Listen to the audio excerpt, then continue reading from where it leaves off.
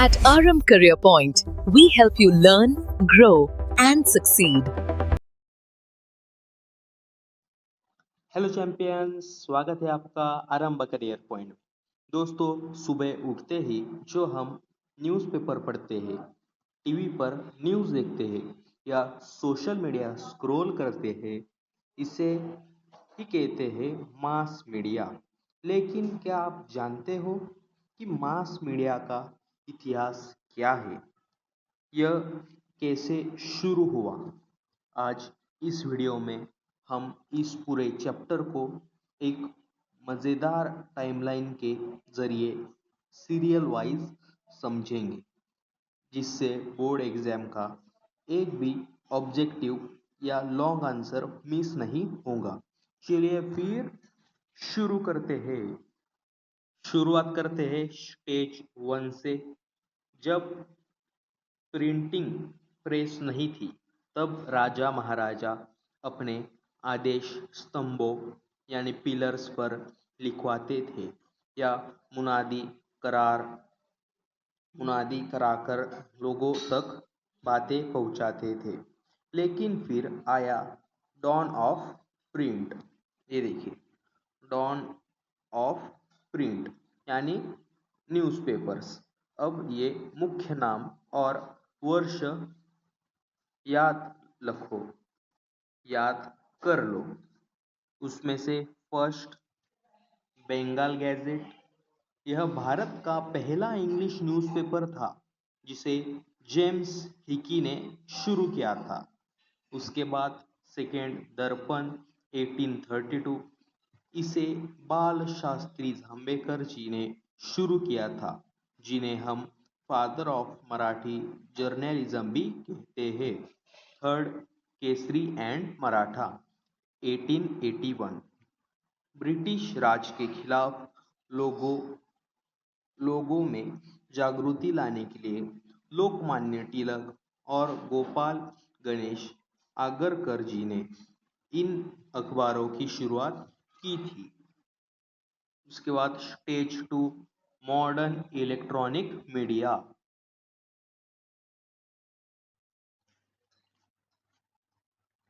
Print media के बाद दौर बदला और हम बड़े ऑडियो विजुअल मीडिया की तरफ यानी स्टेज 2, रेडियो। शुरुआत में इंडिया ब्रॉडकास्टिंग कंपनी आईबीसी था।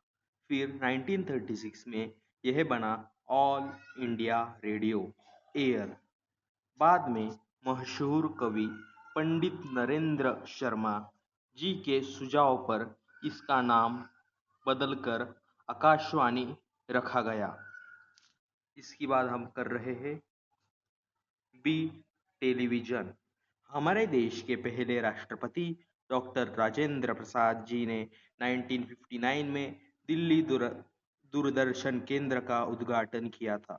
इसके बाद मुंबई दूरदर्शन की भी शुरुआत हुई, जिसने मनोरंजन की दुनिया को बदल दिया। Stage 3, critical link. अब आते हैं इस चैप्टर के सबसे महत्वपूर्ण और 3 से 4 मार्क के लिए पूछे जाने वाले सवाल पर। Why do we need history in mass media? ये देखिए, इधर है आपका question. First, reviewing reviewing the news. आज की किसी भी बड़ी खबर जैसे कोई चुनाव, बजट या आदि दो देशों के बीच का तनाव को ठीक से समझने के लिए जर्नलिस्ट को उसका हिस्टोरिकल बैकग्राउंड बताना पड़ता है, उसका इतिहास बताना पड़ता है, ताकि जनता को क्यों और कैसे समझ आए। हमने अभी ये देखा। उसके बाद एंटरटेनमेंट एंड इंफोटेनमेंट। टीवी पर जब रामायण, महाभारत, भारत का एक खोज या छत्रपति शिवाजी महाराज जी पर सीरियल्स बनते थे, तो कपड़ों, हथियारों, भाषा, वास्तुकला को हुबहू दिखाने के लिए हिस्ट्री एक्सपर्ट की ज़रूरत होती थी। Third, on this day in history. अखबारों और वेबसाइट पर रोज आज का इतिहास या इस दिन क्या हुआ था वाले कॉलम आते हैं। उन्हें लिखने के लिए गहरी रिसर्च, ऐतिहासिक ज्ञान और आदि की जरूरत पड़ती थी। एग्जाम के लिए, क्विक रिवीजन के लिए ये है तुम्हारी cheat sheet, summary for exam. Newspaper ये समाज में संवाद और जन जागृति लाते हैं। रेडियो ये दूर दराज के गांवों तक सरकारी योजनाएं और मनोरंजन पहुंचाता था।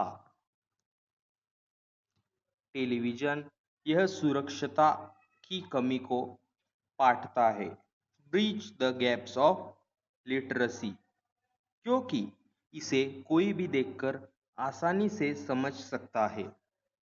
क्रिटिकल थिंकिंग रूल हमेशा याद रखना, मास मीडिया हमें आज का डेटा देता है, लेकिन इतिहास उस डेटा को सही मायने में समझने का कॉन्टेक्स्ट संदर्भ देता है। तो चैंपियंस, मास मीडिया और हिस्ट्री का यह चैप्टर अब आपके दिमाग में पूरी तरह से फिट हो गया। कमेंट्स में मुझे बताओ कि फादर ऑफ मराठी जर्नलिज्म किसे किन्हें कहा जाता है। अगर वीडियो अच्छा लगा तो शेयर करें, आरंभ करियर पॉइंट को सब्सक्राइब करें। मिलते हैं अगली क्लास में। Learn, grow, succeed. Bye bye.